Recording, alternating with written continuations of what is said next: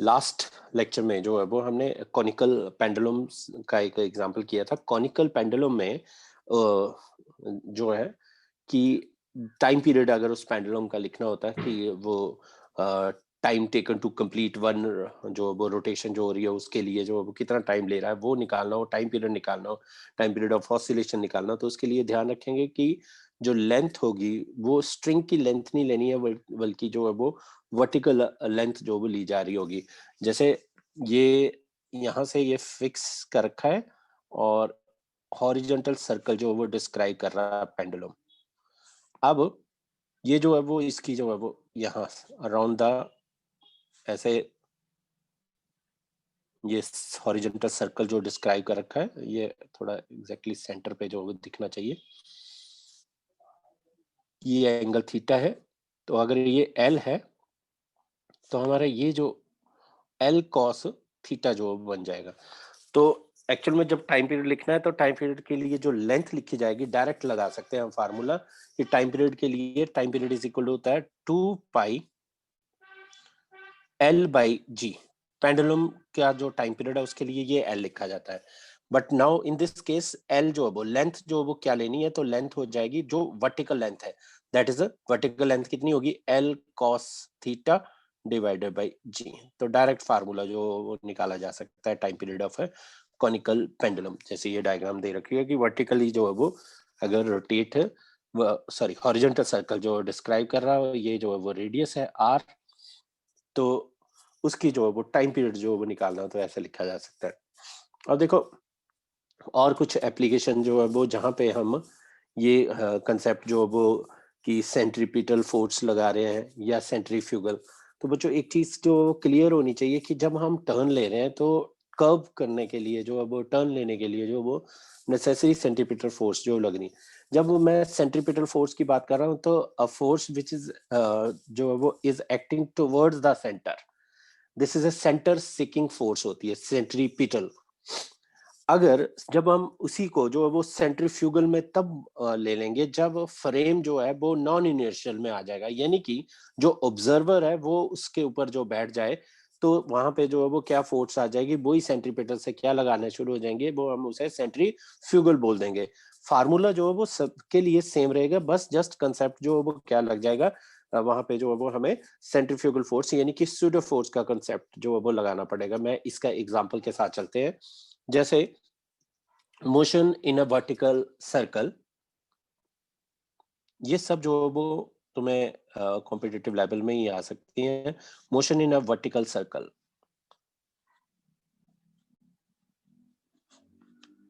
Vertical circle, या ऐसे बोल सकता है कि a vehicle on an over bridge, कि कोई व्हीकल है that is a vehicle on an over bridge, यानी जिसे हम फ्लाईओवर बोलते हैं। अब उस ओवर ब्रिज की जो शेप है वो देखो, शेप जो है वो कुछ इस तरह से होती है। ये पूरा जो वो कहीं ना कहीं इसका जो वो सेंटर से जो वो रेडियस जो वो हो सकता है, जैसे मान लो ये यहाँ पे जो वो इसका सेंटर बन रहा हो, तो ये जो है वो इतना जो है वो दैट इज, ये जो है वो इसका क्या बनेगा, दैट इज द रेडियस। मान लो मैं आर लिख देता हूँ। अब कोई कार है या व्हीकल है जो इस ओवरब्रिज पे जो वो जा रहा है, तो कौन कौन सी जो फोर्सेस लग रही हैं और कितनी जो वो वेलोसिटी से जो है वो मैक्सिमम सेफ स्पीड जो वो क्या हो सकती है, जिससे जो है वो ये गाड़ी जो है वो इस ओवरब्रिज के ही ऊपर है, ऐसा ना कि फ्लाई कर जाए जो है वो, या उड़ के जो है वो यहाँ से जो है वो नीचे ब्रिज के नीचे जो है वो गिर जाए। तो उस चीज को अवॉइड करने के लिए लेट्स से कि जैसे मान लो ये जो है वो व्हीकल है,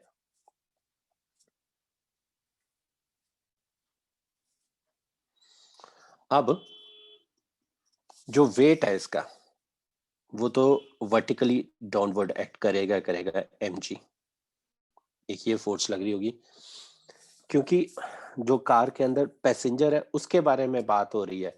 यानी कि जो since passenger is in the car, तो उसके हिसाब से जो देखा जा रहा है, since car is in motion, that means अब ये जो फ्रेम है वो इनर्शियल फ्रेम नहीं रहा, यहाँ कौन सा बन जाएगा, non inertial frame of reference. So non inertial frame of reference में जो वो फोर्स जो लगेगी, अभी भी टर्न लेने के लिए जो है वो हम बोलते हैं कि टर्न लेना है तो सेंट्रीपिटल फोर्स, बट जब पैसेंजर से बात करें, पैसेंजर के रिस्पेक्ट में देखा जा रहा होगा, तो उसके लिए जो है वो एक फोर्स लग रही होगी, that is a centrifugal force. उसकी डायरेक्शन बच्चों देखो, सेंटर से जो सेंटर की तरफ लगे उसे बोला जाता है सेंट्रीपिटल, और जो सेंटर से अवे लग रही हो तो वो होगी सेंट्रीफ्यूगल। और सेंट्रीफ्यूगल फोर्स के लिए फार्मूला क्या है, चाहे सेंट्रीपिटल हो चाहे सेंट्रीफ्यूगल हो, mv square upon R. v क्या है, v जो है वो वेलोसिटी है जिसके साथ ये गाड़ी जो है वो व्हीकल जो है वो इस फ्लाईओवर के ऊपर जो है वो चल रहा है। नाउ एक और फोर्स जो वो लग रही होगी, that is the contact force, जो normal reaction N,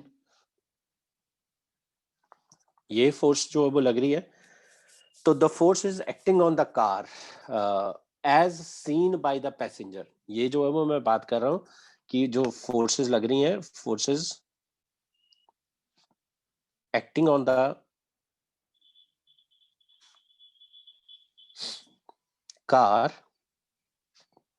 as seen या ऑब्जर्व, सीन कह लो या ऑब्जर्व कह लो, ऑब्जर्व बाय द पैसेंजर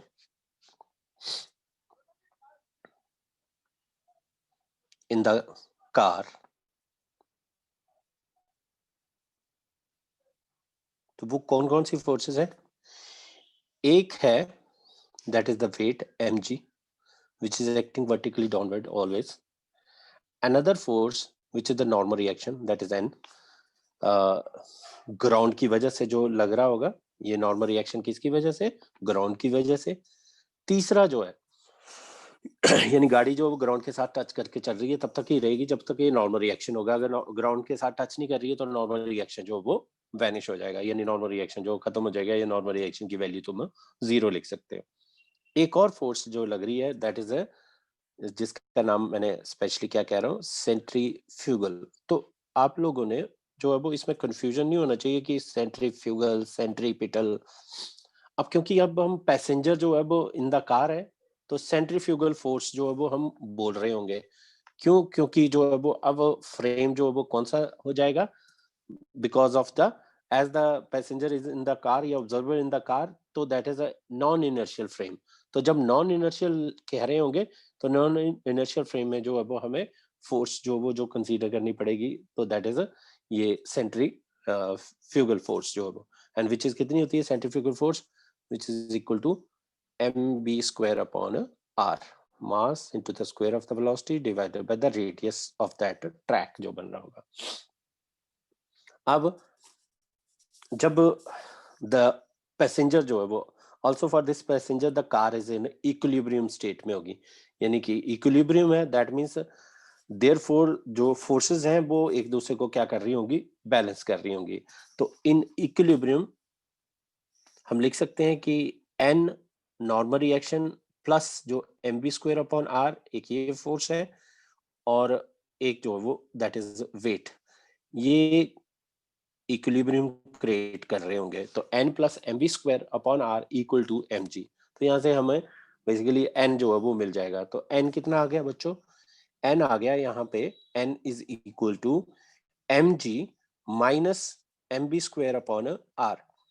अब सी, ये जो n आया नॉर्मल रिएक्शन, जब तक कोई चीज चल नहीं रही थी, बैलेंस कंडीशन में हो रही होती है, तो हॉरिजॉन्टल सरफेस हो तो n is equal to mg लिख देते थे। बट यहाँ पे देखो नॉर्मल रिएक्शन जो है वो mg माइनस समथिंग लग रहा है, that mean the reaction from the ground जो है वो is less than the weight of the object, या वेट ऑफ द जो भी बॉडी दे रखी है, because the part of the weight जो है वो that is used to that been neutralized by the centrifugal force which is acting in the upward direction। तो centrifugal force जो upward direction में लग रही है, तो वो कुछ पार्ट जो वो उसमें जो बैलेंस हो रहा है, इसलिए यहाँ पे जो हमारा नॉर्मल रिएक्शन जो वो क्या है, वेट से जो वो कम है। अब अगर व्हीकल को व्हीकल का कांटेक्ट जो रखना है कि if the vehicle remain in contact, vehicle remain in contact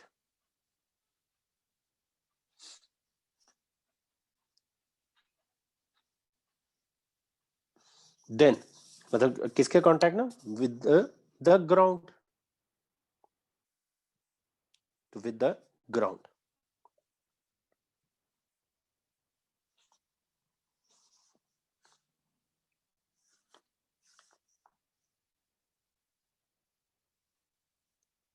तो हर हाल में नॉर्मल रिएक्शन जो वैनिश नहीं होना चाहिए. दैट मीन्स हम ये कह सकते हैं कि n जो है वो that is n must be greater than 0.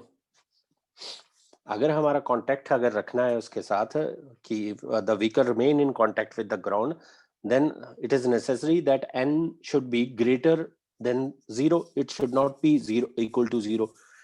So mg, n की वैल्यू क्या आई थी, mg minus mb square upon r. This should be greater than 0. So यहाँ से mm जो है वो कैंसल, तो v की वैल्यू जो वो क्या आ गई हमारे पास, v is equal to आ गया less than gr under the root. So this is the this gr is the maximum speed. It is the maximum speed,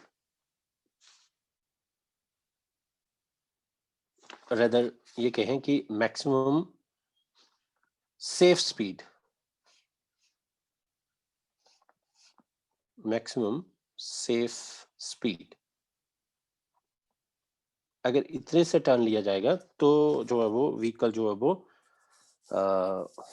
on the top of the overbridge जो रहेगा, नहीं तो otherwise वो leap कर जाएगा. तो it is the maximum safe speed for the vehicle to remain on the top of the over bridge. अब देखो दूसरा जो ब्रिज होता है उसमें क्या सिचुएशन होगी. ये भी जो वो मोशन अभी भी क्या है, motion in a vertical circle का ही एक एग्जांपल है. Motion in a vertical circle में अब दूसरा था कि व्हेन जो व्हीकल है on A concave upward bridge. So motion of a vehicle on a concave upward. तो कन्वेक्स और कॉनकेव जो है वो एक देखने का वो है कि कैसे ऑब्जर्व कर रहे हैं हम इसको. तो concave upward bridge,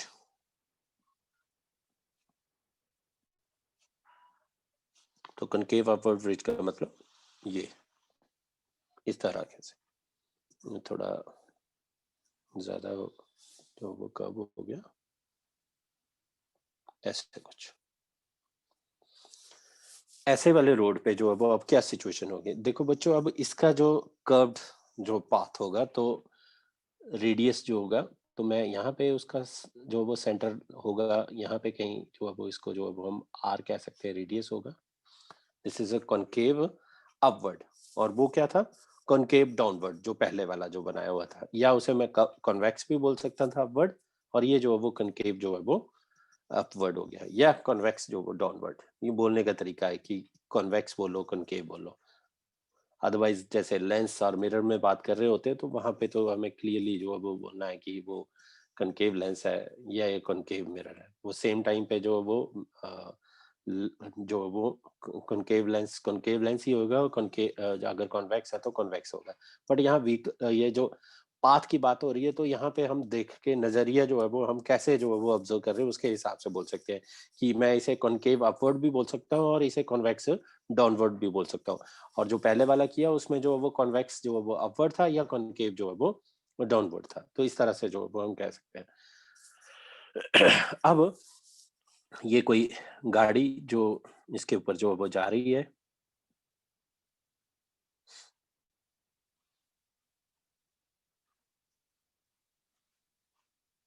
with velocity v के साथ. अब बच्चों वेट जो है वो ऑब्वियसली जैसे ये कर्व जो है वैसे है तो वेट तो कैसे एक्ट करेगा, ऑलवेज वर्टिकली डाउनवर्ड mg। अब कांटेक्ट जो आया है तो नॉर्मल रिएक्शन जो लग रहा होगा वो n हो गया। अब यहाँ पे भी पैसेंजर जो है वो that is in the car है, सो वहां से ऑब्जर्व हो रहे हैं, तो दैट मीन्स अब अगेन जो है वो कंसेप्ट जो है वो in this situation again the centrifugal force जो है वो will act, centrifugal force on the vehicle जो है वो act in the which direction, that is also in the मतलब नीचे की तरफ, क्योंकि सेंट्रीफ्यूगल जो होती है वो ऑलवेज अवे फ्रॉम द जो रेडियस से अवे लगती है, जो सेंट्रीपेटल होती है वो टुवर्ड्स द रेडियस लग रही है, यानी एक होती है सेंटर सेकिंग और एक होती है सेंटर से अवे की तरफ। तो देख लो सेंटर तो ये है, उससे अवे जो लग रही होगी ये होगी mv²/r। कोई डाउट आ रहा होगा तो पूछ सकते हैं। अब यहाँ पे जो है वो फिर से वही कि अगर जो है वो हमने इस सिचुएशन में जो है वो कि सेंट्रीफ्यूगल फोर्स, सेंट्री जो फ्यूगल फोर्स है that acts on the vehicle जो है वो that is in the downward direction pressing the vehicle against the road, वो जो है वो व्हीकल को जो है वो नीचे की तरफ जो प्रेस करके रोड के साथ कांटेक्ट बना के रखने में जो वो हेल्प कर रही होगी। तो इस केस में आप डायरेक्ट जो लिख देते हैं कि नॉर्मल रिएक्शन जो वो कितना होगा, तो नॉर्मल रिएक्शन जैसे क्लियरली पता चल रहा है n must be equal to mg plus mv²/r। इस केस में हमारा नॉर्मल रिएक्शन जो वो weight plus the centrifugal force जो, तो क्या है इस केस में जो वो ये वाले जो ब्रिज होते हैं जो अपवर्ड कॉनकेव अपवर्ड ब्रिज है, यहाँ पे जो वो काफी हद तक जो वो स्पीड की जो वो सेफ स्पीड जो वो हो सकती है, यहाँ पे जो वो जो ओवरटर्न होने के चांस जो वो बहुत कम है ऐसे वाले ब्रिज में। बट जो पहले वाला ब्रिज जिसमें बात किया वहां पे ओवरटर्न होने के जो वो या वो फ्लाईओवर से जो वो गाड़ी जो वो निकल सकती है, तभी कई बार एक्सीडेंट होते हैं तो फ्लाईओवर से नीचे गिर जाती है गाड़ियां, तो उसका रीजन होता है कि स्पीड जो है वो सेफ स्पीड से ज्यादा है। यहाँ पे जो नॉर्मल रिएक्शन है वो उसमें सेंट्रीफ्यूगल फोर्स जो लग रही है वो वेट में ऐड हो रही है, तो यहाँ नॉर्मल रिएक्शन जो यानी कॉन्टैक्ट जो वो यहाँ पे नॉर्मल रिएक्शन जो वो is greater then the weight of the body, तो ये सेंट्रीफ्यूगल फोर्स जो वो क्या कर रही है उस कॉन्टैक्ट को मेंटेन ज्यादा मतलब स्ट्रॉन्ग बना रही होगी। तो N is here is equal to mg plus mv²। As a मान लो तुम्हें डेटा दे रखा है, वैल्यू वगैरह दे रखी होंगी तो वैल्यू पुट करो तो you can calculate the normal reaction. और देखो जैसे क्वेश्चन है कि a particle is revolving in a horizontal circle along the inner surface of a smooth inverted कोन। यहाँ पे एक कोई चाहे इंसेक्ट कह लो कोई पार्टिकल कह लो, ये कोन हो गया जैसे आइसक्रीम का कोन होता है वैसे, और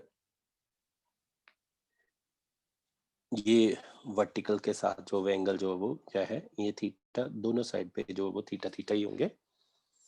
क्या कह रहा, a particle is revolving in A horizontal circle, तो कोन का ऊपर का हिस्सा जो दिख रहा है यहाँ पे जो वो चल रहा होगा, मतलब इनसाइड दैट यहाँ पे यहाँ पे यहाँ पे यहाँ ऐसे जो वो घूम रहा है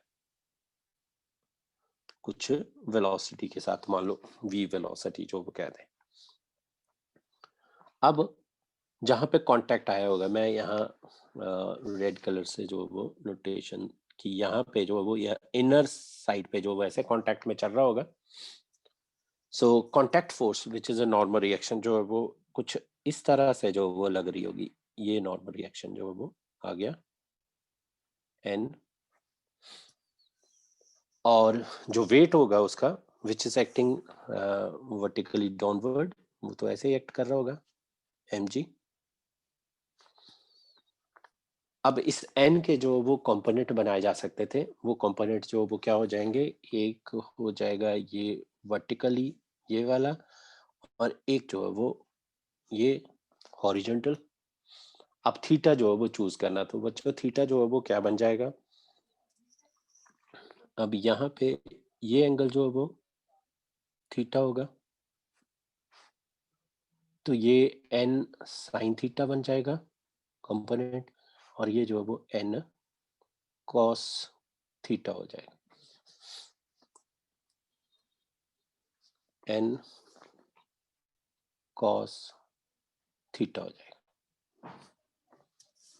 थोड़ा और अच्छे से लिख देता हूँ।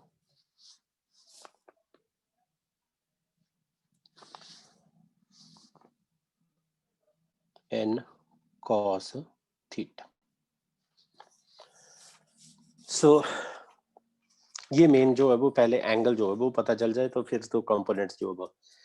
अब अगर ये पार्टिकल जो है वो क्या कर रहा है, inner surface of a smooth inverted कोन के ऊपर जो है वो हॉरिजॉन्टल सर्कल जो है वो डिस्क्राइब कर रहा है, show that the speed of the particle is related with the height h from the apex of the cone. So h क्या दे रखा है हमें, h जो है वो ये वाली हाइट जो है, ये जो h दे रखा है यहां से, मतलब ये थोड़ा ज्यादा हो गया,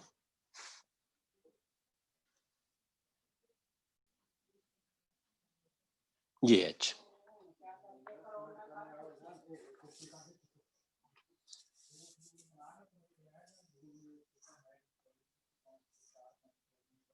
सो n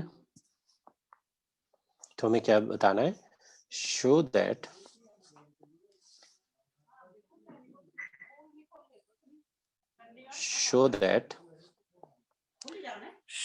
the speed of the particle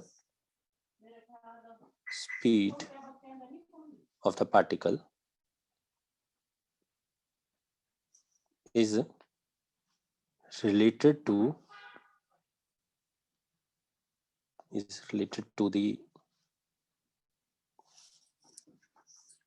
the height h from the apex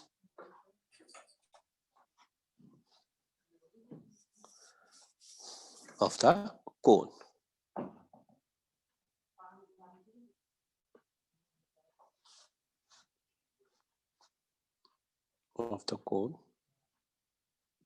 और वो show that the speed of the particle is related to the height of the cone is v equal to root g h।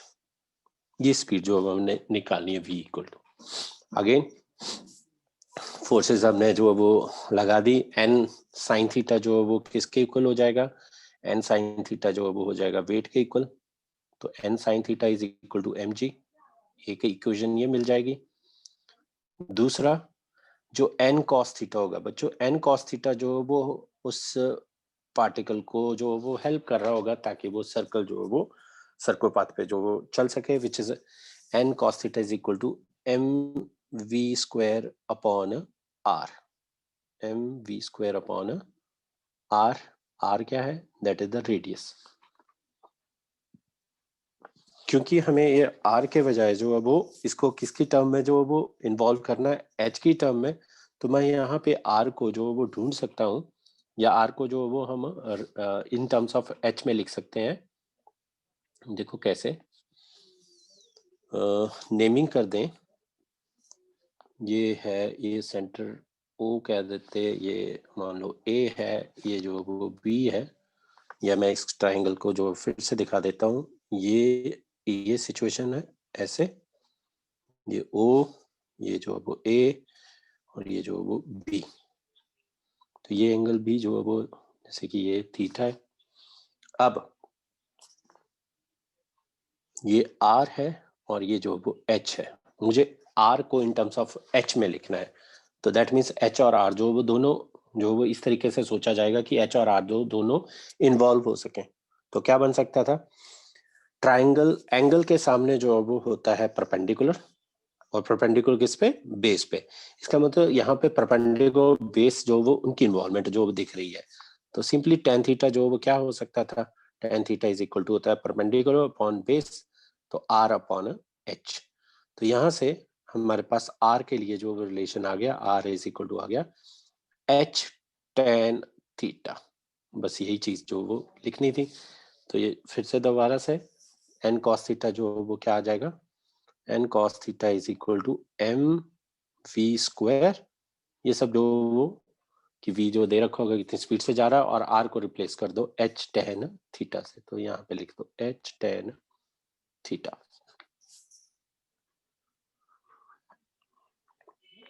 अब इन दोनों equations को, क्योंकि n से मतलब नहीं है, हमें v निकालना है, तो डिवाइड कर देते हैं। This is equation number 1 and this is equation number 2। So divide करें, 1 डिवाइडेड बाई 2, तो हमारे पास आ जाएगा n cancel, sine theta upon cos theta जो है वो इधर बन जाएगा tan थीटा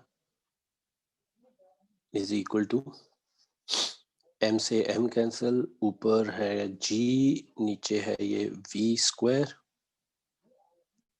और जो h tan थीटा ऊपर चला जाएगा, h tan थीटा, यहाँ पे tan थीटा से ये tan थीटा कैंसल, तो हमें v निकालना था, therefore v is equal to आ गया, क्लियरली दिख रहा है, v is equal to gh under the root.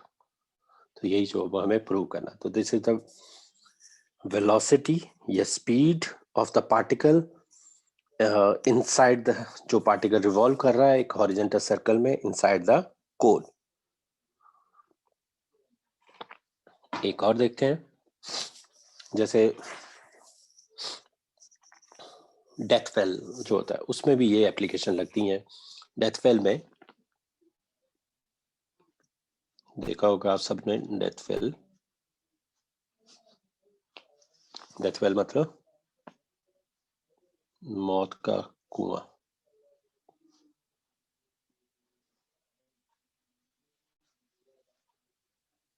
कुआं शायद ये हिंदी में लिखना होता, तो मौत का कुआं जो है डेथ फेल, इसमें क्या होती है सिचुएशन, देखा होगा कि ऐसा कुछ ये होती है कि, और मोटरसाइकिल या कार जो है वो लेके जो वो ऐसे जो है वो उसके ऊपर जो वो चलते रहते हैं, ऐसे घुमाते रहते हैं। तो सिचुएशन जो है वो क्या है कि यहाँ पे जो है वो कांटेक्ट है उनका व्हीकल का इस सरफेस के साथ, तो नॉर्मल रिएक्शन जो है वो कांटेक्ट का जो है वो ये आया होगा, ये एन। फ्रिक्शन जो है वो ऑब्वियसली इस डायरेक्शन में, क्योंकि ग्रेविटी की तरफ ही जो वो गिरने के हो सकता है कि ये वो नीचे आ जब करेगा, स्लिप करेगा, तो फ्रिक्शन जो है वो against the direction of motion, और वेट जो है वो दैट इज एक्टिंग mg ऐसे डाउनवर्ड। तो यहाँ पे जो वो सोचने वाली बात है कि ये जो n है, नॉर्मल रिएक्शन जो है वो एक किस, वो जो है वो क्या किससे मिल रहा होगा या क्या दे रहा होगा, ये उस पैसेंजर को जो है वो जब ये घूम रहा है तो नेसेसरी सेंट्रली जो वो पिटल फोर्स जो वो लगा रहा होगा, that is mb square upon r। तो n जो है वो मस्ट बी, और अगर पैसेंजर के पॉइंट ऑफ व्यू से देख रहे होंगे कि जो व्हीकल को चला रहा होगा, तब भी जो वो तो उसे सेंट्रीफ्यूगल फोर्स बोल दो। तो यहाँ पे है क्या सिचुएशन में कि अगर इस कार वाले को या स्कूटर वाले को मौत के कुएं में घूमते रहना है या नीचे नहीं गिरना है, तो हर हाल में जो फ्रिक्शन लग रहा है वो F जो है वो मस्ट बी ग्रेटर और इक्वल टू mg हो, तभी ये पॉसिबल है कि नहीं, कि ये नीचे की तरफ स्लिप ना करे। तो F जो है वो मस्ट बी ग्रेटर और इक्वल टू mg। F क्या है, F जो है वो अभी हम बात कर रहे हैं, F means friction,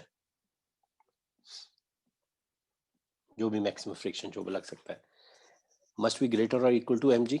now F को जो है वो हमने पढ़ा, the maximum value of the friction जो होती है वो that is equal to mu into n, which is greater than equal to mg।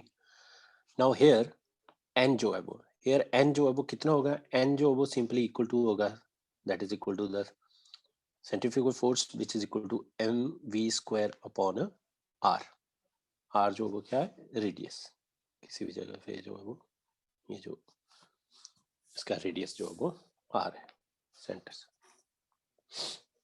तो n म्यू तो म्यू ही रहा, n की जगह लिख दो mv square upon r greater और equal to mg। m gets cancel, तो यहाँ पे वेलोसिटी के लिए जो वो फार्मूला आ गया, वेलोसिटी कितनी आ गई, ग्रेटर और equal to G R upon mu under root. तो ऐसा कोई क्वेश्चन डायरेक्ट न्यूमेरिकल बनाया हो वैल्यू गिवन होगी, रेडियस दे रखा होगा, डेथ वेल का फ्रिक्शन जो है वो तुम्हें गिवन होगा, तुम्हें बोला होगा कि मैक्सिमम बताओ कि कितनी स्पीड, या ऐसे बोल रखा होगा कि इतनी व्हीकल इतनी स्पीड से जो वो एक डेथ वेल पे जो वो आर्टिस्ट जो वो उसे कार को या स्कूटर को जो वो मोटरसाइकिल को जो वो रोटेट कर रहा है, रिवॉल्व कर रहा है उस डेथ वेल में, तो बताओ वो गिरेगा या नहीं गिरेगा। तो तुमने वेलोसिटी जो उसकी अकॉर्डिंग टू द डेटा जो है वो कैलकुलेट कर ली। अगर वो वेलोसिटी अगर उस अभी जो है दैट वेलोसिटी मस्ट बी इस जी आर अपॉन म्यू से जो वो ज्यादा ही होनी चाहिए या एटलीस्ट इक्वल हो, ताकि जो वो डेथ वेल में मौत के कुएं में जो वो चलता रहे। ऐसे ही और देखो कई बार स्ट्रिंग से रिलेटेड जो वो क्वेश्चन इसमें भी जो वो यही कंसेप्ट लगेगा। ये जो है वो हम कोई फिक्स वो कर देते हैं जिसके अराउंड जो है वो चीजें जो है वो रोटेट कर रही होंगी। ये मान लो इसको एक्सल मान लो या जो भी, और ये कोई ब्लॉक है स्ट्रिंग के साथ अटैच कर रखा है एक, ऐसे ये दूसरा ब्लॉक मान लो इसका जो है वो 1 kg है, ये जो है वो 2 kg है, ये 1 मीटर पे है, जो मतलब ये वाला ब्लॉक जो है वो यहाँ से लेकर यहाँ तक ये 1 मीटर, ये भी आपस में 1 मीटर, तो यहाँ से लेकर यहाँ तक जो है इसका ये डिस्टेंस जो है वो दैट इज 2 मीटर हो गया। यानी कि ये भी जो है वो यहाँ से यहाँ तक जो है वो ये भी कितना 1 मीटर कह लो। ये सिचुएशन है। अब जो वेरियस फोर्सेस जो लग रही होंगी, यहाँ तुम्हें आ सकता है कि बताओ टेंशन कितनी है स्ट्रिंग में, तो 2 स्ट्रिंग इन्वॉल्व होगी, एक यहाँ पे, तो एक टेंशन जो है वो ऐसे away from the contact let's say T1, तो ये भी जो है वो T1, यहाँ पे ये जो है वो T2, ये भी जो है वो T2, ऐसे कह सकते हैं। तो ये टेंशन। और एक और जो वो फोर्स जो लग रही होगी वो कौन सी होगी, दैट इज अ सेंट्री। अगर मान लो उस जो ऑब्जर्वर है उस मास के ऊपर या ब्लॉक के ऊपर जो बैठ के ऑब्जर्व कर रहा है, तो जो है तो कौन सी फोर्स होगी, that is the centrifugal force which is mv square upon r। क्योंकि हमें ये आइडिया दे रखा है यहाँ पे कि ये जो रोटेट कर रहा है स्ट्रिंग के साथ ये मास जो with the angular velocity omega. तो बच्चों सबसे पहले की जो फार्मूला होगा वो सेंट्रीफ्यूगल फोर्स के लिए वो क्या है, एक था mv स्क्वायर अपॉन r, पर अगर तुम्हें आइडिया जो है वो r जो वो द रेडियस जहां से हम देख रहे हैं, अगर v ओमेगा की टर्म में है तो इसके फार्मूले का जो वो ऐसे भी लिख सकते हैं एम आर ओमेगा स्क्वायर। तो ये वाला फार्मूला जो वो लगेगा। अब देखो इसकी फ्री बॉडी डायग्राम, और उससे जो वो हम इजीली सॉल्व कर सकते हैं। तो हमें फाइंड क्या करना है, हमें टेंशन निकालनी है, T1 निकालना है, हमें T2 निकालना है। अब देखो वो कैसे कैलकुलेट होगा। सबसे पहले जो FBD 2 kg के लिए ये रहा 2 kg पॉइंट मास की तरह, यहाँ पे FC मतलब जो सेंट्रीफ्यूगल फोर्स लग रही होगी, और ये इधर जो टेंशन T1। तो डेफिनेटली जो अब वो जब बैलेंसिंग कंडीशन में बात हो रही है, तो ये T1 जो है वो किसके इक्वल होगा, हर हाल में FC के equal, and which is equal to M R omega square, और T जो है वो इसके इक्वल आ जाएगा, एक इक्वेशन ये। फिर दूसरी जो है वो यहाँ से जो है वो हम m की वैल्यू कितनी है, मास दैट इज 2 kg इसका, r जो है वो बच्चों जहां से कांटेक्ट बना हो वहां से देखा जा रहा होगा, जो लास्ट में 2 kg जो कितने डिस्टेंस पे है, तो 1 + 1 which is equal to 2 metre पे। कैलकुलेट करके देखते हैं FC की वैल्यू जो वो क्या आ रही है, m की जगह जो वो 2, r की जगह जो बच्चों अगेन 2, और ओमेगा जो है वो हमें गिवन है which is equal to 2 radian per second. यहाँ पे वैल्यू जो वो 2 रेडियन पर सेकेंड मतलब 2 का square which is equal to 4, तो ये हो गया 2 × 4 16 न्यूटन।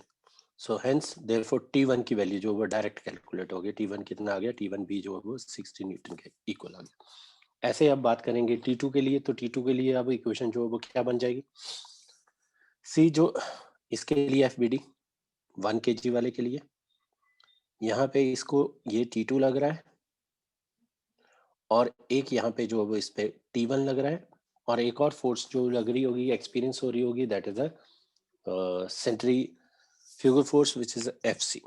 तो वो भी जो वो इसके ऊपर जो वो लग रही होगी, तो FC।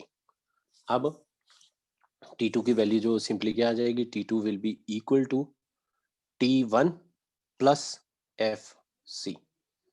तो T1 की वैल्यू जो वो क्या है, T1 की वैल्यू तो वो तो अभी कैलकुलेट कर ली 16 न्यूटन। अब इस केस में FC की वैल्यू जो वो क्या होगी, आप क्या करो कि जो ऑब्जर्वर जो है वो इस केजी के ऊपर जो वो यहाँ पे बैठ गया होगा, तो यहाँ से जो वो उसको जो ऑब्जर्व हो रही है, जो फोर्स उसके ऊपर एक्सपीरियंस हो रही होगी, उसके बारे में बात हो रही है। तो इस केस में यहाँ पे FC की वैल्यू जो वो क्या हो जाएगी, दैट इज इक्वल टू, ये मास पता है, that is equal to 1 kg। वो जो रेडियस होगा अब उसके लिए जो वो 1 हो जाएगा, और जो ओमेगा है वो तो सेम ही रहेगा, क्योंकि तीनों जो है वो सॉरी 1 kg या 2 kg दोनों जो है वो कितनी एंगुलर वेलोसिटी से रोटेट कर रहे होंगे, 2 रेडियन पर सेकंड से। तो इस तरीके से हमारा T2 भी कैलकुलेट हो जाएगा और आंसर आ जाएगा न्यूटन में।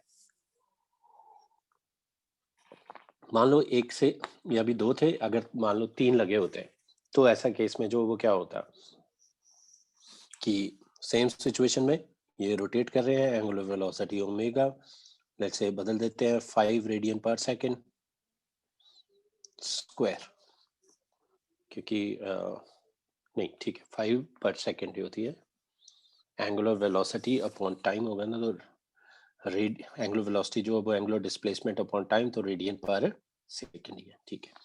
Omega is equal to 5 radian per second. और सिचुएशन ये एक ब्लॉक ये है मान लो 1 kg का, ऐसे ये दूसरा which is equal to 2 kg का, और ये जो है वो तीसरा दैट इज ये भी 1 मीटर, ये भी 1 मीटर, स्ट्रिंग जो है वो ये तीनों 1 मीटर की। तो बच्चों यहाँ से लेकर यहाँ तक का डिस्टेंस जो है वो इसके लिए तो ये 1 ही रहा, पर 2 kg के लिए बच्चों ये हो जाएगा 2 मीटर, और ऐसे 3 kg के लिए जो है वो ये रेडियस जो वो क्या बन रहा होगा, that is equal to 3 metre. तो उसके हिसाब से जो वो सेंटीमीटर सॉरी सेंट्रीफ्यूगल फोर्स जो वो कैलकुलेट करते जाएंगे।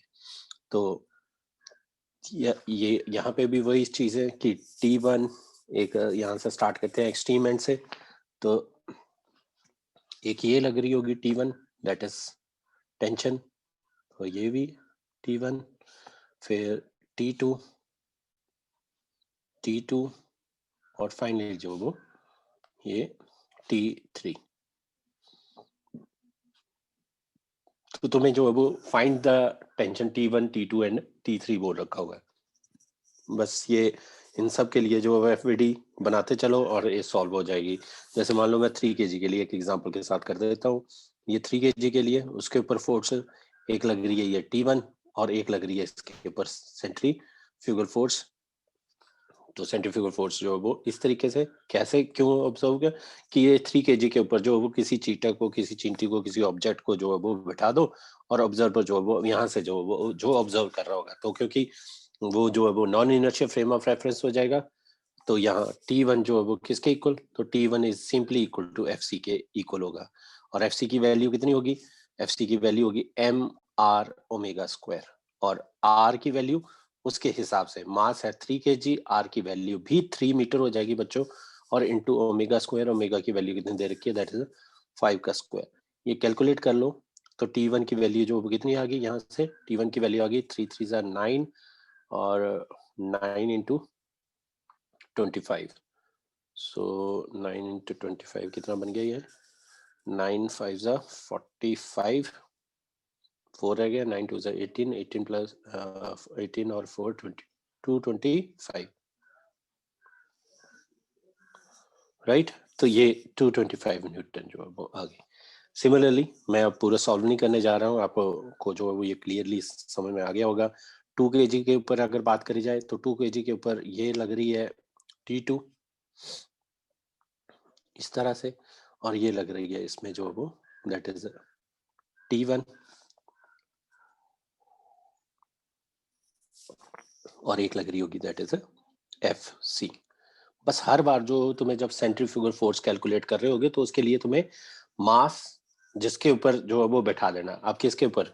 अब यहाँ पे जो है वो ऑब्जर्वर जो बैठ दिया, अब उसके हिसाब से सोचना है तुमने कितनी दूर है वहां जहां से ये स्ट्रिंग जो रोटेट हो रही है। तो बच्चों यहाँ से है वो, इसके लिए जब फार्मूला लगाएंगे mr⍵², बाकी तो क्लियरली पता चल रहा है कि T2 की वैल्यू इक्वेशन लिखनी होती तो मैं T2 को इक्विलिब्रियम की बात करी जाए तो T2 will be equal to T1 plus FC।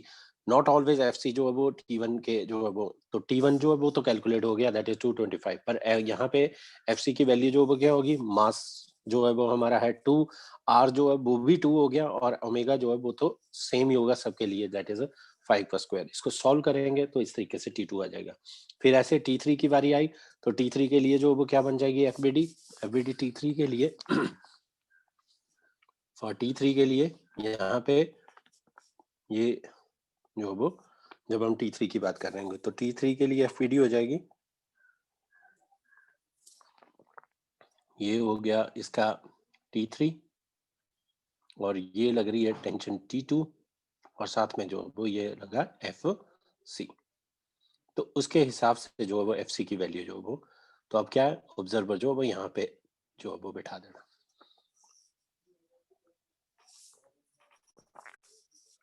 तो now T3 will be equal to T3 will be equal to T2 plus FC। yes Anjali.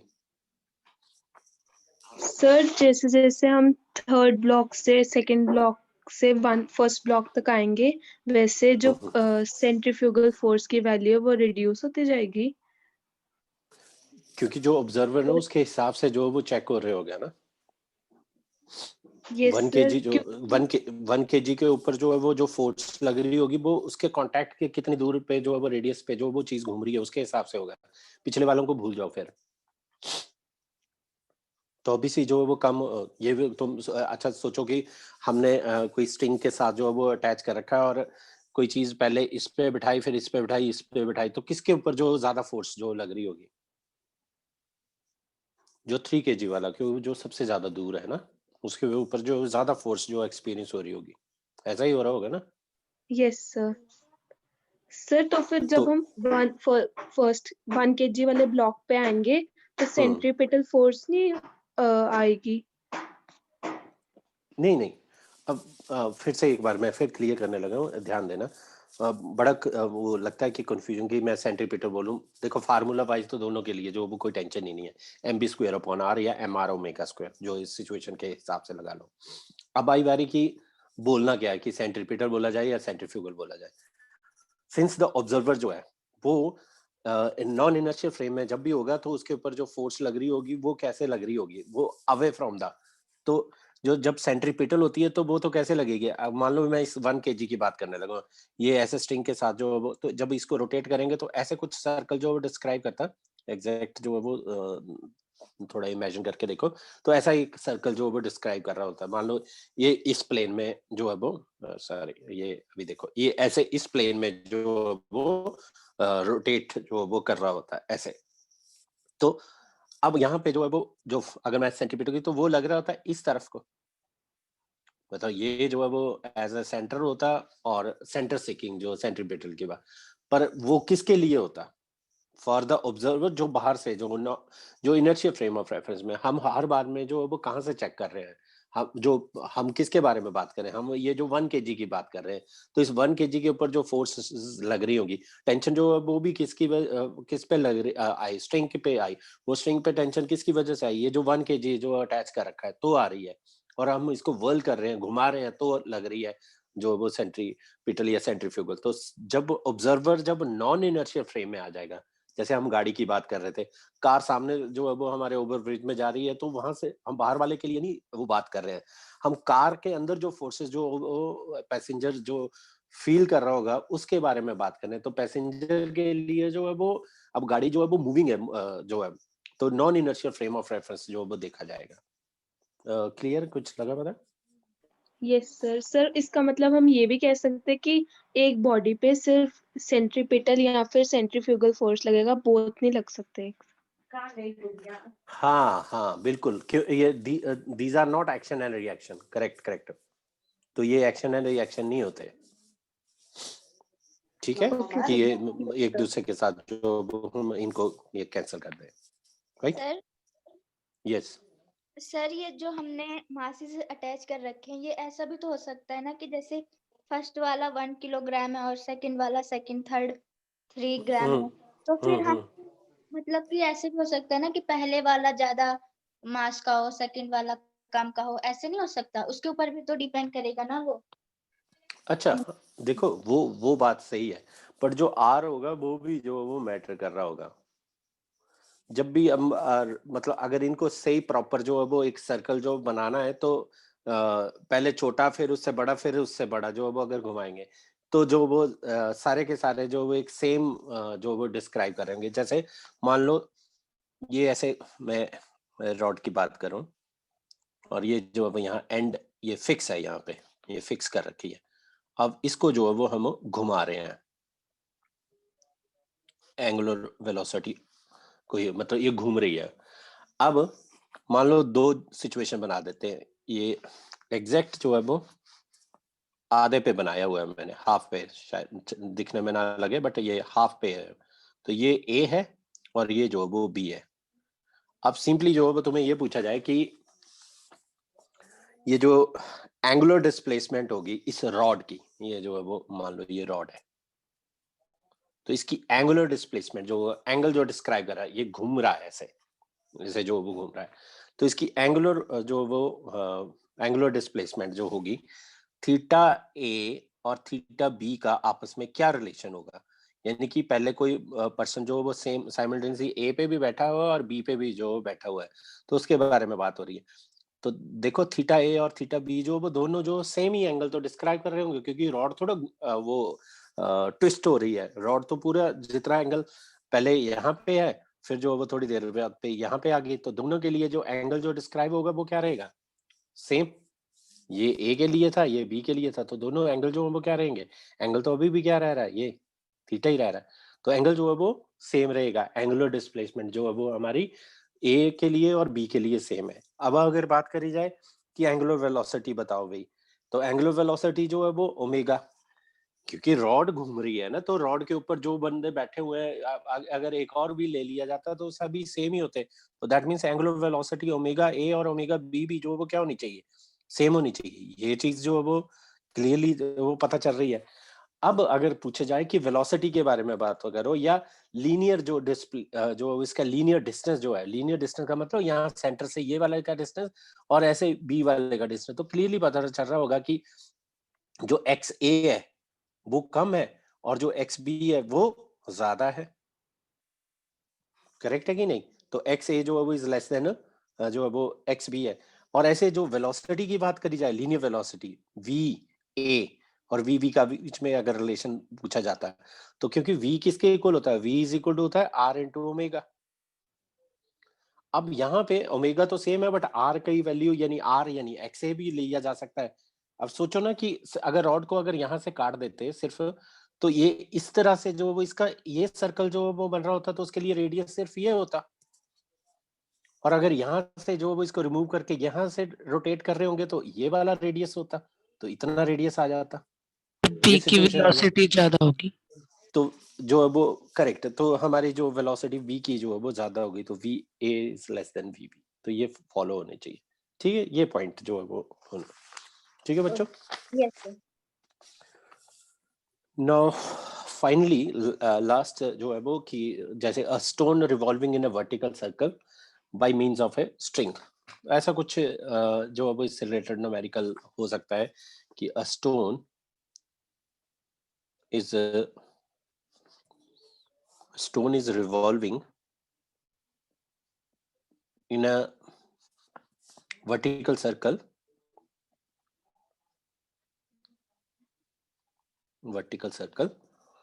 by means of a string,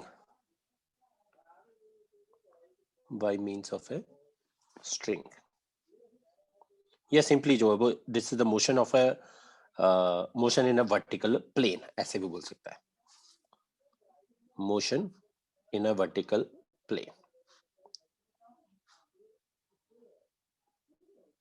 horizontal circle के तो हो गए, अब जो motion in a vertical plane में जो है वो कैसे करना है।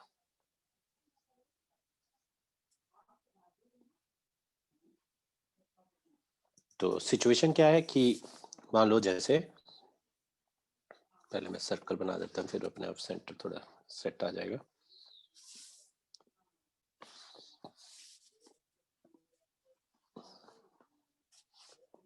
ऐसे कुछ इस तरह से जो डिस्क्राइब हो रहा होगा,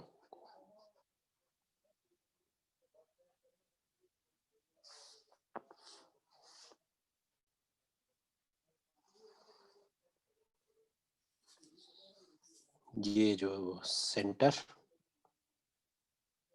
को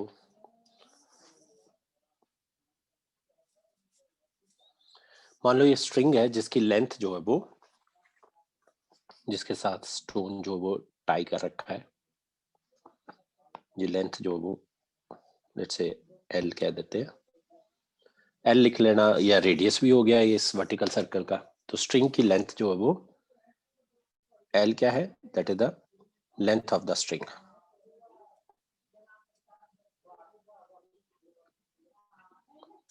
अब इससे रिलेटेड जो है बस इक्वेशन बनाने आ गई, तो हमें क्या पूछा जा सकता है कि मान लो तुम्हें बोला जाए कि टेंशन बताओ कितनी है, या कि एक स्ट्रिंग के साथ एक स्टोन को टाई कर रखा और एक वर्टिकल सर्कल अगर डिस्क्राइब करना, in looping the loop the minimum velocity जो है वो क्या होनी चाहिए जिसके साथ ये लूप जो वो कंप्लीट हो सके। तो ये सब जो इससे रिलेटेड जो क्वेश्चन आते हैं। सिचुएशन देखो, ये जो पॉइंट है ये बन जाता है हमारा लोएस्ट पॉइंट, सबसे नीचे जो है वो, ये जो है वो हाईएस्ट पॉइंट है, तो इसलिए इसे एच कह देते हैं, ये हाईएस्ट पॉइंट, और ये जो है वो हमारा मिडल वाला पॉइंट हो गया जब ये डिस्क्राइब हो रहा होगा मोशन।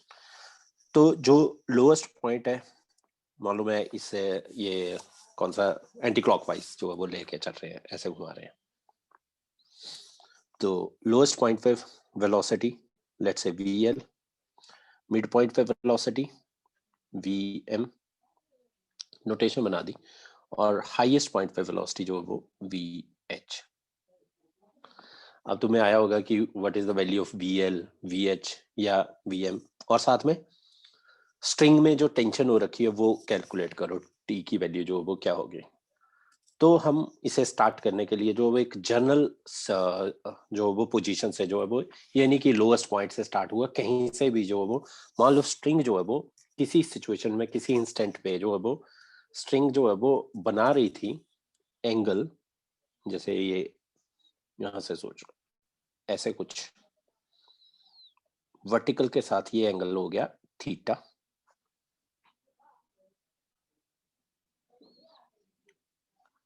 ये जो वो एल या आर जो भी लिखना होगा वो स्ट्रिंग की लेंथ होगी एल, अभी भी जो होगा कितनी है, एल ही है।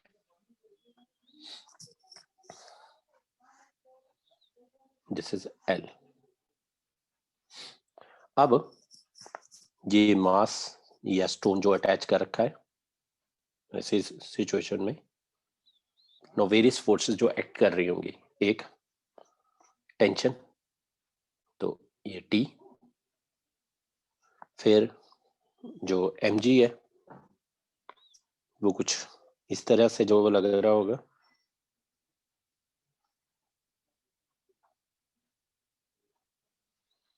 इसका कंपोनेंट हो जाएगा एक ये और एक ये एंगल भी थीटा, तो ये बन जाएगा mg cos थीटा और ये बन जाएगा mg sin थीटा। तो जो सिचुएशन रहेगी मेनली जो है वो कि जो ये जो स्टोन है, ये मास है, इसके ऊपर जो ऑब्जर्वर बिठा दिया, तो उसके लिए जो है वो कैसी जो वो फोर्स जो नेसेसरी जो फोर्स लग रही होगी उसके ऊपर, जो दैट इज एक लग रही होगी टेंशन टी, एक है वो mg cos थीटा, और एक साथ में जो लग रही होगी that is the centrifugal force that is away from the जो है वो बाहर की तरफ जो, तो एक जो वो फोर्स एक्सपीरियंस होगी that is away which is centrifugal force. तो सिचुएशन में अगर मुझे जो है वो ये इक्विलिब्रियम अगर चेक करना है, तो टेंशन जो है वो किसी भी सिचुएशन में अगर मुझे टेंशन लिखनी है, टेंशन की इक्वेशन लिखनी है, तो टेंशन की इक्वेशन बच्चों क्या बन जाएगी, T इज इक्वल टू ये था किसी भी जगह पे, तो T is equal to formula हो गया mg cos theta plus mv square upon r, मतलब r की जगह जो वो भी l जो वो लिख रहे हैं, तो mg cos theta plus mb square upon l, या mb square upon l plus mg cos theta, ये ऐसे करके जो वो लिखा जाएगा। अगर ये इक्वेशन जो वो लिखने आ गई, उसके बाद जो वो हर इसकी वैल्यू जो है वो, मान लो मुझे टेंशन फाइंड आउट करनी होती कि इस पॉइंट पे जो टेंशन बताओ, इस पॉइंट पे टेंशन बताओ, लेट्स से जैसे सपोज टेंशन और दूसरी क्या वेलोसिटी, ये दो चीजें जो वो निकालने के लिए आएंगी कि टेंशन बताओ लोएस्ट पॉइंट पे कितनी है, टेंशन बताओ हाईएस्ट पॉइंट पे कितनी है, या वेलोसिटी बताओ लोएस्ट पॉइंट पे कितनी है, या वेलोसिटी बताओ हाईएस्ट पॉइंट पे कितनी है। तो सी जब अगर सबसे पहले हम सिचुएशन स्टार्ट करते हैं, ये क्वेश्चन क्लियर है कैसे लिखी गई, फिर से एक बार देखो। क्या किया कि जब जो ये यहाँ पे भी जो वो आसान होती है ऐसे लिखना कि जो टेंशन है टी वो अंदर की तरफ लग रही है, टुवर्ड द सेंटर सीकिंग है, mg cos थीटा जो है वो अवे लग रही है, और एक और फोर्स जो वो दैट इज द सेंट्री, मतलब रोटेशन के लिए जो चाहिए, सेंट्रीपिटल बोलो या सेंट्रीफ्यूगल बोलो, तो पर अब मैं जो है वो यहाँ पे सही करेक्ट बोलना होगा तो सेंट्रीफ्यूगल होगा, क्योंकि स्टोन के रिस्पेक्ट में जो स्टोन के साथ किसी को जो ऑब्जर्वर को चिपका के बैठा दो तो उसको जो फील हो रहा होगा उसके बारे में बात हो रही है, तो उसको फोर्स कैसे लग रही होगी, अंदर की तरफ की बाहर की तरफ, वो बाहर की तरफ ऐसे अवे की तरफ जो वो उसको जो वो फोर्स जो लग रही होगी, तो टी जो है वो must be equal to T is equal to mg cos theta plus fc के इक्वल जो वो लिख सकते हैं।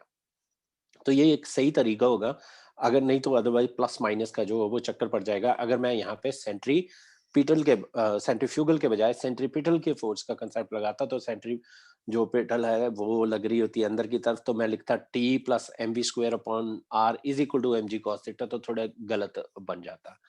अब देखो, सबसे पहले हम बात करें कि हाईएस्ट पॉइंट पे जो है वो वेलोसिटी कितनी होनी चाहिए, यानी हाईएस्ट पॉइंट पे जो है वो लूपिंग द लूप जो है वो उसके लिए हाईएस्ट पॉइंट पे वेलोसिटी जो है वो क्या हो, तो वो कैसे फाइंड आउट की जा सकती थी।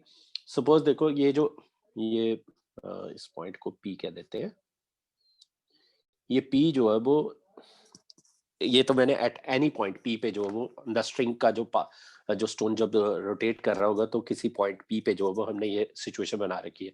ये चलता चलता जो मान लो एच पे पहुंच गया, तो हाईएस्ट पॉइंट पे, तो यहाँ बच्चों टेंशन जो है वो क्या है, सबसे पहले तो टेंशन जो होगी वो मैक्सिमम लग रही होगी लोएस्ट पॉइंट पे, और हाईएस्ट पॉइंट पे जो टेंशन जो वो मिनिमम होगी। बट टेंशन जो वो हर हाल में जो वो ग्रेटर और इक्वल टू जीरो होनी चाहिए। अगर उससे कम हुई टेंशन एच पॉइंट पे, तो होगा क्या, द स्ट्रिंग जो विल स्लैक, यानी कि जो वर्टिकल सर्कल डिस्क्राइब होना था वो पूरा नहीं हो पाएगा, और स्टोन जो वो पहले ही एच तक जाने से पहले ही नीचे की तरफ जो वो गिर जाएगा। तो उसी सिचुएशन को लेके जो वो हम टेंशन जो वो निकालेंगे। सबसे पहले हम बात करेंगे कि एट पॉइंट एच पे, तो एट हाईएस्ट पॉइंट पे एट एच पॉइंट पे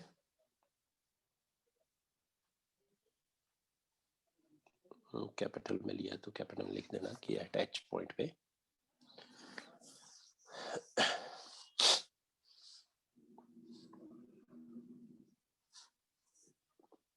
एट पॉइंट एच जो कि हाईएस्ट पॉइंट है, तो हाईएस्ट पॉइंट पे टेंशन जो वो टी एच की वैल्यू जो वो हर बार में या ग्रेटर या equal to the tension at highest point पे जो वो क्या रहनी चाहिए, दैट शुड बी ग्रेटर और इक्वल टू जो है वो जीरो। तो in order to keep the string tight, या to ensure that the circle जो है वो must वो बनना चाहिए, सर्कल जो डिस्क्राइब होना चाहिए, टेंशन एट दिस पॉइंट जो that should B non negative होनी चाहिए, मतलब ग्रेटर और इक्वल टू जो है वो ग्रेटर और इक्वल टू जीरो। तो टेंशन एट एच जो है वो मस्ट बी ग्रेटर और इक्वल टू जीरो, ये होना चाहिए हाईएस्ट पॉइंट पे for making the loop. Making loop. या सर्कुलर मोशन जो है वो ये कंप्लीट करने के लिए टू सो दैट द या स्ट्रिंग जो है वो उसमें जो है वो टाइट रहे, string to in order to keep the string tight, TH जो है मस्ट बी ग्रेटर और इक्वल टू 0। यही जो सिचुएशन जो भी क्वेश्चन नंबर 1 पे अप्लाई कर देंगे, तो हमें टेंशन जो है वो एच जो है वो एच जो ग्रेटर और इक्वल टू 0 जो है वो हम मान लेंगे, तो हमें वेलोसिटी मिल जाएगी। तो लेट्स से जैसे हमने बात करी है कि एट एच पे वेलोसिटी जो वो उसे मैं डिनोट कर दूंगा वी एच से। तो सबसे पहले देखो जो थीटा की वैल्यू होगी, थीटा बच्चों कितना हो जाएगा, सोचो जरा थीटा जो है वो कितना हो जाएगा। स्ट्रिंग जो है वो ऐसे है सिचुएशन, यहाँ पे किसी पॉइंट पी पे जो है वो जो स्ट्रिंग जो है वो बना रही है एंगल थीटा, जब ये घूमते घूमते घूमते जो है वो टॉप पे जो पहुंच जाएगी, तो थीटा जो है बच्चों कितना हो जाएगा, यहाँ नीचे के रिस्पेक्ट में जो है वो थीटा हो जाएगा टॉप पे जाते जाते 180 degree, which is equal to या पाई भी लिख सकते हैं। तो हम ऐसे लिख सकते हैं टी एच जो है वो तो ग्रेटर देन इक्वल टू, तो एम जी कॉस 180 या pi plus M V square upon L, और v की जगह जो है वो यहाँ पे v किससे नोटेशन दे देनी, वी एच से, क्योंकि मुझे वेलोसिटी चाहिए होगी हाईएस्ट पॉइंट पे, और ये क्या होना चाहिए, that must be this T H जो है वो मस्ट बी ग्रेटर और इक्वल टू क्या होना चाहिए, 0 के जो वो होना चाहिए। तो ये सिचुएशन होगी, that means M cos 180 minus M G लिखा जाएगा, तो ऐसे लिख सकते हैं एम वी एच का square upon L minus M G greater or equal to 0, mm gets cancel, velocity at the highest point पे जो है वो क्या आ गई, greater और equal to कितनी आ गई, L into G under root, L की जगह RP रेडियस ही सोच के चल रहा है, तो velocity जो VH क्या आ गई, that is at the highest point पे greater or equal to LG, या L की जगह R भी हो सकते हैं तो GR भी लिख सकते हैं। Now see this is the velocity, that is the इतनी अगर होगी then and only then the loop जो है वो बन रहा होगा, यानी कि ऊपर तक जो वो जाएगी। अब जैसे ही टॉप पे पहुंच जाएगी उसके बाद जो है वो फिर से क्या होगा, वो नीचे की तरफ जो है वो अपने आप ही जो है वो आ जाएगा, यानी कि इतनी वेलोसिटी तो चाहिए कि वो टॉप पे जो है वो पहुंच सके, तो इतनी velocity L G under root जो वो होनी चाहिए, इसके इक्वल या इससे जो है वो वी एच जो मस्ट बी ग्रेटर और इक्वल टू दिस होना चाहिए। ये आ गया। अब टेंशन की बात करी जाए तो टेंशन तो सीधी जो है वो हम कह सकते हैं कि दिस पॉइंट पे जो है वो मिनिमम जो बात करी जाए तो वो क्या होगी, 0 हो जाएगी, तो tension T at the highest point पे तो सीधी 0 लिख सकते हैं। अब हम निकालने लगे हैं कि वेलोसिटी बताओ लोएस्ट पॉइंट पे जो वो क्या होगी। अब देखो बच्चों, लोएस्ट पॉइंट पे जब वेलोसिटी निकालनी है तो उसके लिए हम एक कंजर्वेशन जो है वो अप्लाई करेंगे, कि वो कंजर्वेशन ये कहती है कि दी टोटल एनर्जी, फिलहाल अभी हमें एनर्जी के बारे में चाहे पता भी नहीं भी है कि टोटल एनर्जी जो है वो applying the conservation of energy, वो पहले मैं लिख देता हूं कि ये हम थ्योरम यूज करेंगे यूजिंग कंजर्वेशन ऑफ एनर्जी।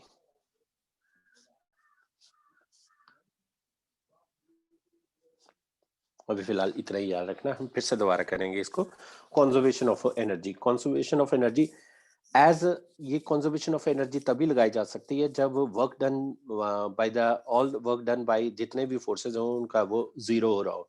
तो देख लो work done by the tension जो वो इस केस में जो वो 0 है, इसलिए जो वो ये जो कंजर्वेशन जो वो लगाई जा सकती है। तो अकॉर्डिंग टू दिस कंजर्वेशन हर हाल में energy at the top point पे and the energy at the lowest point पे वो सेम होनी चाहिए। दैट मीन्स कि ये जो है वो हमारा था हाईएस्ट पॉइंट, ठीक है, और ये था हमारा लोएस्ट पॉइंट, ये था लोएस्ट पॉइंट। तो यहाँ वेलोसिटी VL और यहाँ पे क्या कह रहे थे हम, वेलोसिटी VH से, और ये क्या है L। तो ये सिचुएशन, तो हमने कंजर्वेशन लगा देनी है H पॉइंट पे भी L पॉइंट पे भी, कि एनर्जी एट H पॉइंट पे टोटल एनर्जी इसे बोला जाता है, that is called principal of conservation of basically mechanical energy. थोड़ा अभी मैं बता देता हूँ, अभी याद रख लेना कि द प्रिंसिपल ऑफ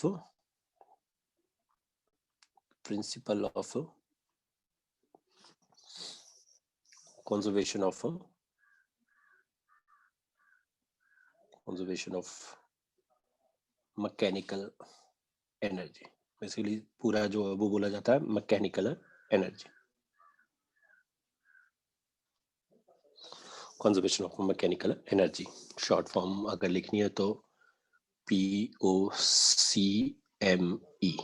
ये मैं तो by this applying this principle, ये है क्या कि फॉर द, ये कब जो वो लगेगा, for a system if the internal forces and मतलब they are conservative and the external forces जो वो डू नॉट डू वर्क।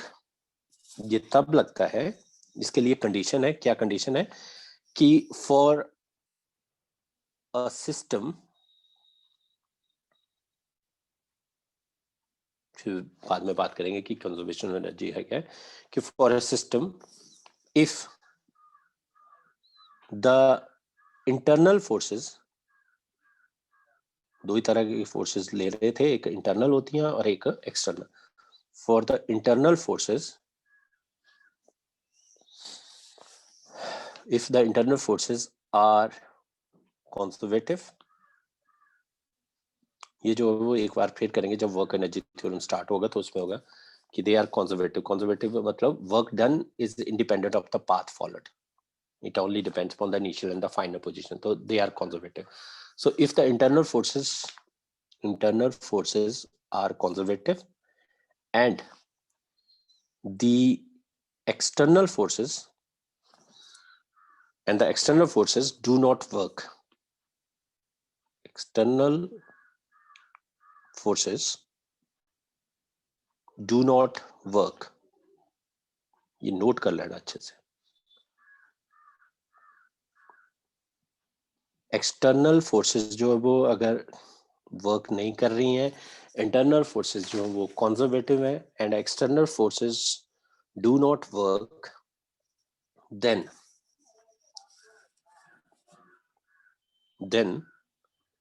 जो एनर्जी होती है, तो कौन सी एनर्जी, दो, एक काइनेटिक और एक पोटेंशियल। काइनेटिक एनर्जी को हम K से डिनोट कर रहे हैं और पोटेंशियल एनर्जी को U से डिनोट कर रहे हैं, और K और U का सम जो वो क्या रहता है, कांस्टेंट। इसके बारे में प्रॉपर और बड़ी लंबी चर्चा करेंगे, अच्छे से सीखेंगे इसको, बट अभी फिलहाल K प्लस U मतलब काइनेटिक एनर्जी और पोटेंशियल एनर्जी। K जो है वो here K is kinetic energy and U जो है वो is for potential energy. P, potential energy is short form. Kinetic energy, as we know, the energy possessed by the body by virtue of its motion, and potential energy जो है वो energy by virtue of its position, configuration की वजह से जो है वो होती है। आगे बड़ी तरह की आगे potential energy भी होती है, ऐसे kinetic energy भी अलग-अलग जो वो हम स्टडी करेंगे। फिलहाल इतना ही। तो अगर कंजर्वेशन ऑफ एनर्जी अप्लाई करनी है तो ये तब लगती है जब इंटरनल फोर्सेस आर कंजर्वेटिव हो और एक्सटर्नल फोर्सेस जो वो कोई वर्क नहीं कर रही होंगी, और ये सिचुएशन यहाँ पे वैलिड हो रही है, तो यहाँ पे हम लगा देंगे ये कंजर्वेशन। यानी कि काइनेटिक एनर्जी और पोटेंशियल एनर्जी के लिए, ये बच्चों ये आपको पता ही होगा, काइनेटिक एनर्जी के लिए अगर फार्मूला होता है वो होता है हाफ mv², और पोटेंशियल एनर्जी के लिए फार्मूला होता है, क्योंकि यहाँ पोजीशन की वजह से बात कर रहे हैं तो mgh। अभी फिलहाल ये जो वो चीजें हमने पहले ऑलरेडी पढ़ रखी होती है। एक और होती है, जैसे स्प्रिंग होता है, उसमें हम उस एनर्जी को बोल देते हैं इलास्टिक पोटेंशियल एनर्जी, जो स्प्रिंग में होती है, विच इज हाफ kx² होती है। वो चलो बात की बात है। काइनेटिक एनर्जी हाफ mv² और पोटेंशियल एनर्जी mgh, हाइट से, पोजीशंस की वजह से जो एनर्जी बन रही होगी वो ये अप्लाई कर देंगे। यानी कि अप्लाइंग कंजर्वेशन, अब कैसे अप्लाई करना है ये देखते हैं। देखो, जब हम इस एनर्जी कंजर्वेशन को लगाएंगे तो एट कहां पे, एक लगा रहे हैं दैट इज H पे और एक लगा रहे हैं हम L पे। So applying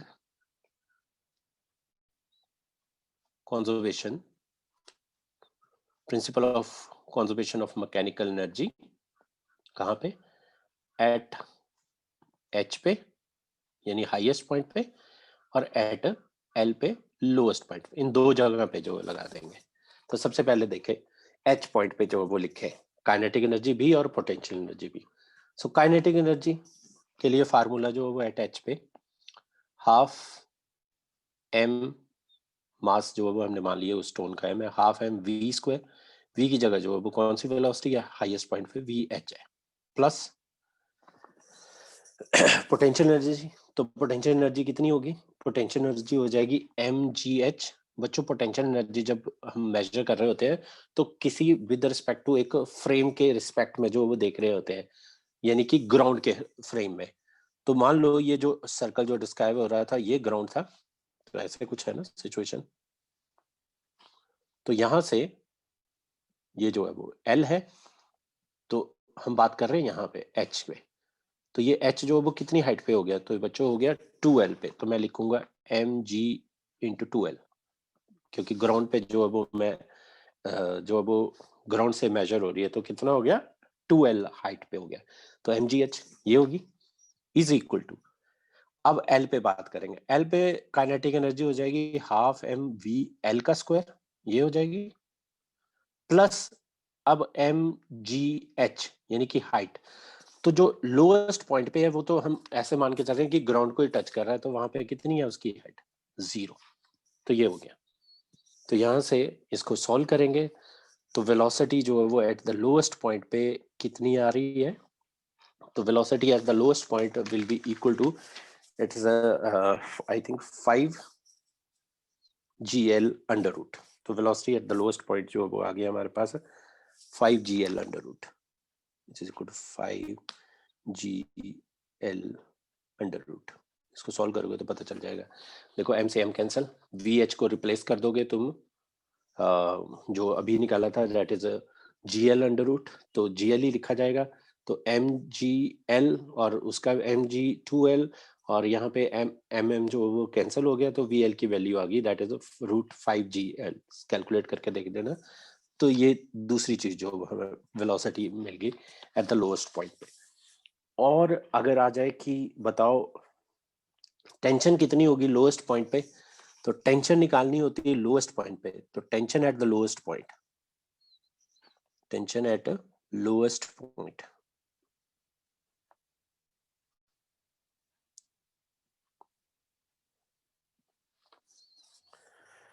so tension at the lowest point TL की वैल्यू जो वो ये इक्वेशन नंबर 1 से ही लिखी जा रही होगी। Equation number 1 implies TL is equal to, formula था एम वी स्क्वायर, तो V की जगह मैं VL लिखूंगा, divided by plus M G cos theta. तो लोएस्ट पॉइंट पे थीटा की वैल्यू बच्चों हो जाएगी कॉस 0 डिग्री। ये क्वेश्चन नंबर 1 से लिखा गया, एक बार चेक कर लेना फिर तुम्हें क्लियरली पता चल जाएगा। और वैल्यू डालो tension at the lowest point, तो that will be equal to M, तो एम ही रहा, VL की जगह अभी निकाली है दैट इज 5 GL, क्योंकि स्क्वायर है तो रूट कैंसिल हो गया, divided by L plus mg। So L gets cancelled, 5 mg plus mg which is equal to 6 mg। तो ऐसा कुछ पूछा जाता है तो ये आंसर हो जाता है। और इसमें से कई बार पूछा जाता है कि what is the difference between the tension at the lowest point and the highest point. तो जैसे कि हाईएस्ट पॉइंट पे टेंशन जो वो 0 कर दो और लोएस्ट पॉइंट पे जो तुमने निकाल ली। तो अगर कुछ ऐसा पूछा होता है कि टेंशन निकालो लोएस्ट पॉइंट पे माइनस हाईएस्ट पॉइंट पे, तो वो फिर से कितनी हो जाती, that is again equal to the difference जो होता है वो that is also equal to 6 mg होता है। क्योंकि हाईएस्ट पॉइंट पे बच्चों टेंशन जो वो क्या हो जाएगी, स्ट्रिंग जब जैसे पूरा घूम के ऊपर की तरफ हो जाएगी the string will slack down, तो वहां पे टेंशन जो वो 0। ये तो सिर्फ मिनिमम वेलोसिटी बताने के लिए कि ये अगर हर हाल में इतनी होगी तभी पॉसिबल होगा कि वो स्ट्रिंग जो वो लूप जो वो ले सकेगी। तो इससे रिलेटेड बस यही। अगर मान लो मिड पॉइंट पे अगर निकालना होता तो ये तुम खुद ट्राई करना। मिड पॉइंट पे निकालने के लिए यहाँ पे इस मिड पॉइंट पे तो तुमने जो फिर से कंजर्वेशन ऑफ मैकेनिकल एनर्जी लगा देनी थी एट M पे और एट लोएस्ट पॉइंट पे। बच्चों निकाल के देखना, मैं ये कह रहा हूँ कि तुमने क्या करना, by principle of conservation of mechanical energy कहाँ कहाँ, एट एल पे लगा लो और एट एम पे। तो जो energy kinetic energy at L पे थी, काइनेटिक एनर्जी जो पोटेंशियल एनर्जी एल पे होगी equal to kinetic energy at M पे और पोटेंशियल एनर्जी एट एम पे, ये जो है वो।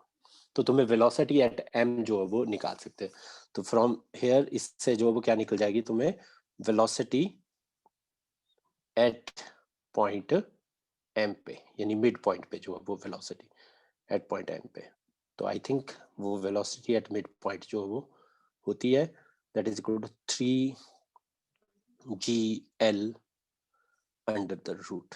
तो velocity at the mid point जो भी होती है। तो ये ट्राई करना, निकाल के देखना कितनी आएगी, मुझे बताना। So that's all for today. कुछ डाउट है तो पूछ सकते हैं।